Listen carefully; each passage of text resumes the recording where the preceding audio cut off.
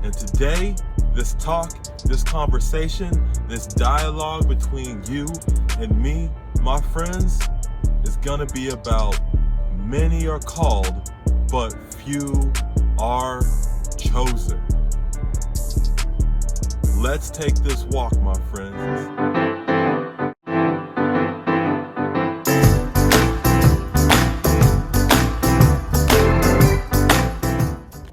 Hey family, Jeshurun, the Promised Land Consultant, signing in, and you know I'm dedicated to serving you from sun up to sun down.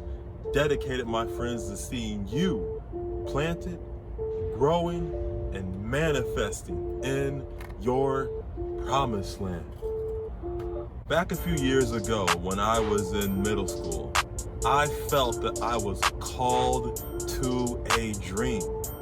And because of this, it made me work, it made me research, it made me fight, it made me stay up late at night, working to achieve this dream that had been planted inside of me. I had watched somebody else in my family operate, move, and become successful in this field, and I wanted to do it. I wanted to be like that person. And as I took up that endeavor, my strength began to grow, my prowess began to grow, and not only that, I found myself growing and moving on to the next level. Well, as I moved up from level to level, what I found is that there were quite a few people that were also called to this exact same dream. They felt and loved it the same way that I did, but I didn't let this stop me. I kept pushing, I kept believing, I kept going.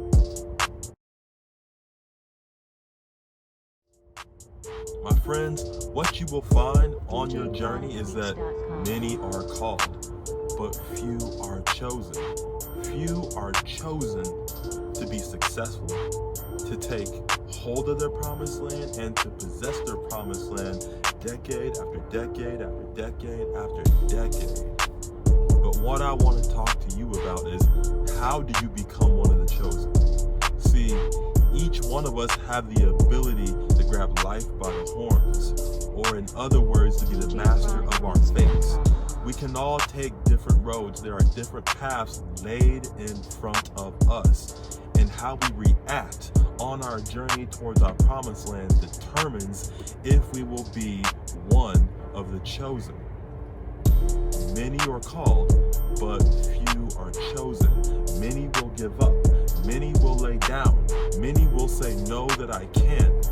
I believe that as you take your journey, as you walk towards your promised land, as you encounter the failures, as you encounter the people that'll turn their backs on you, family members, friends, as you encounter things about you that are out of line and misaligned, you have to understand how to realign those issues so you can keep pushing towards your promised land. The journey's nothing more than you building faith in yourself, you finding new tools to use in your journey, and not giving up. It's as simple as that. But so many people give up because they fall down 3, 4, 5 times. So many people give up because they don't have enough faith. They don't believe in the measure of faith that was given to them. They go through something, or somebody dies along their journey and they give up. That's it. They don't want anymore. That can't be you. No matter what happens along your journey, you have to keep pushing. You have to keep believing. I remember when I first real estate, one of the first things I started doing was looking for somebody to motivate me. An individual that I came by was a man by the name of Les Brown. And one of his first talks that I heard was how Les was talking about, you can't give up, you gotta keep pushing, you gotta keep going.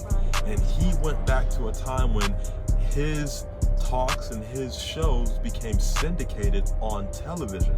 He was one of the first motivational speakers to have a television show, but his show was canceled in record time. I think it was only a week or 8 days or something that he was on the air, and then they canceled his show. They said, this isn't the message that we want to push on our airs. And this deflated Les Brown. This took the air out of Les Brown's balloon, and he said he parked. He stopped driving. He stopped moving. He said that he had given up. And see, that's one of the things that we all have to watch out for, is the failures that we're going to encounter.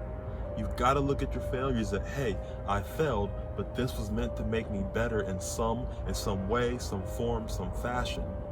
You may get on TV and then they may cancel you, and network producers tell you, hey man, you're not good enough. Hey man, we want to go in another way. But you got to look at it from the lens. You got to look at it from the lens of, I was good enough to get on television. Some people connected with what I was saying. You have to believe that, you have to know that, then you have to buckle back up and keep moving. In the story, Les says that he didn't get back up and start driving again, motivating people again, until a friend came up to him and said, hey man, what happened to you? We used to love you on TV. Les said, they didn't like me, they canceled me. He said, but we did. The individuals that were watching you, pulled something away from what you were doing. And this individual kept talking and kept pouring into Les, and eventually he decided that he was going to get back on the horse and keep motivating people. My friends, you're going to go through issues. You already know this. I'm just here to remind you which way to look. Don't look down, look up. Look up. Look up, because that's where you're going. Don't let that situation hold you down. The situation is a test. The situation is building faith in you. The situation is there to see if you believe in yourself, and then to build faith in yourself. Look at every situation from that lens. It's building faith, and it's helping you learn something about yourself. Everything that you're going through. Build faith, help you learn something about yourself.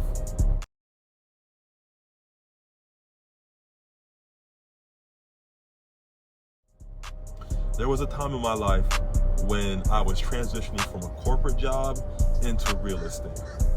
But in the middle, right there in the middle, when I had left my corporate job, I resigned my tenure with the corporate job. There was about 2 months, I believe it was, where I was without a job, and I was getting prepared to go into real estate. I was getting ready for the test. I was getting ready for all that real estate would bring me, and I ran into something that almost made me quit, give up, and go back to corporate. And that was, as I was preparing for my real estate job, or as I was preparing for the real estate test, I failed. I passed the first test, which was the national test, and then the state test, I failed. I missed it by 1 point, and I said to myself, well, what do I do? Do I keep moving? Do I keep believing? Or do I give up and sit down? Now, if this had been about 5 years ago, when I was just coming out of college, I would have gave up and gone right back to corporate. But after being in corporate life long enough, I knew that I didn't want to go back to that. I didn't want to be sitting in a chair.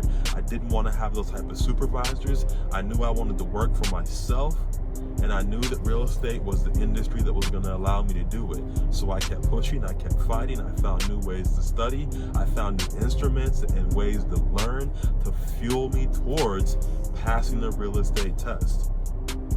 And one of the funny things is that a lot of people fail the real estate test their first time around. So after all that hard work and making the decision to keep fighting, to keep believing in myself, I was able to pass the test. But I told you that story to tell you this: the circumstances that come into your life are there for a reason. Please, please, please don't give up. Don't go back. Don't turn around.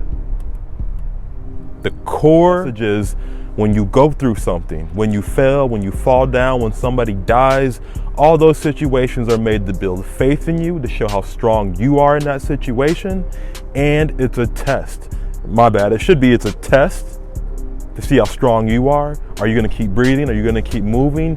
And it's there to build faith. Those are two things that you can take away from all the things that you go through, and that I really want to communicate to you is it's a test to see if you will stay alive and keep breathing, and to build faith in you that you can go through that situation and you can go through it with your head up. So remember, on your way to your promised land, many are called, but few are chosen. Few are chosen because they don't have faith to go through the test, and they are not willing to let that faith build inside of them. They're not willing to fail in front of other people. They're not willing to cry, to bleed, and to sweat day in, day out, month in, month out, year in, year out for what it is that they want. They want it because it looks like fun. It looks like fun. They want it because somebody else has it. They want it because they thought it was a cakewalk. But to get to your promised land, it will never be a cakewalk. There is no cake on that walk. And you need to understand to get to your promised land, blood, sweat, tears is the work that you need that's going to get you through the test and help you build the faith. That's enough right there, my friends. I'm Jeshurun, the Promised Land Consultant, dedicated to serving you, my friends, from sun up to sun down. Dedicated, my friends, to seeing you planted, growing, and manifesting in your promised land. I hope each and every one of you have a blessed one until I see you in the next one, my friends.